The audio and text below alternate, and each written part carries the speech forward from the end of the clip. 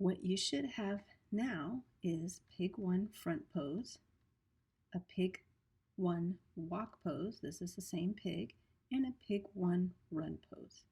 I'm going to turn on the eyes and I'm going to unlock those poses. I'm going to start with the pig 1. I want the pig 1 pose to be seen all the way to frame 5. So when I click on frame 5, I want to insert a frame. So I'm going to insert a frame. Right click, insert frame. That would give me pig 1 front pose. The next thing I want to do in this pig 1 walk is I want to move, I'm going to drag this keyframe and drag it to the next frame. And how do we do that better? Click and drag. There we go. And one more. Perfect. So be careful, sometimes you could do a multiple selection, which that is incorrect. We want to move the black dot, the keyframe, over, and what we need to do now is I'm going to animate and make a classic tween between this frame and this frame.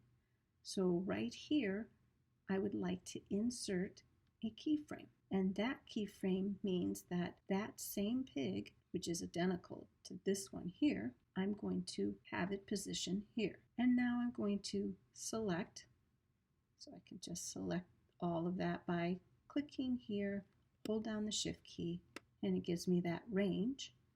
And I'm going to go to Insert Classic Tween. And now I have the little walking motion here. For the pig run, I'm going to drag that keyframe all the way to this frame here. So now what I have on the run is that it's just starting to run right after the walk. I do need to position it better. So how do I get to see that?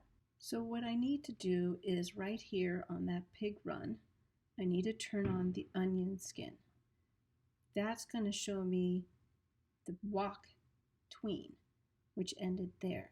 So now I could move right here, the run. So sequential, it looks more easy and smoother. Let's take a look at that, the walking, and it transitions into the run. And then for the remaining duration, I'm going to go to the end of my timeline.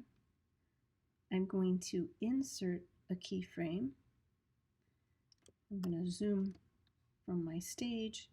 I'm going to move my last keyframe. And that right there is only going to give me a keyframe of that run pose at the end, and then it jumps from the last time where we started. I just need to select that layer and I can insert and create classic tween. And so now when I play my video, and then if I want, I can move a little bit in between. I can move up and down. If I want to add a little zigzag motion, I can. I'm going to zoom back in. Now, as you can see, it's pretty quick right here. The change.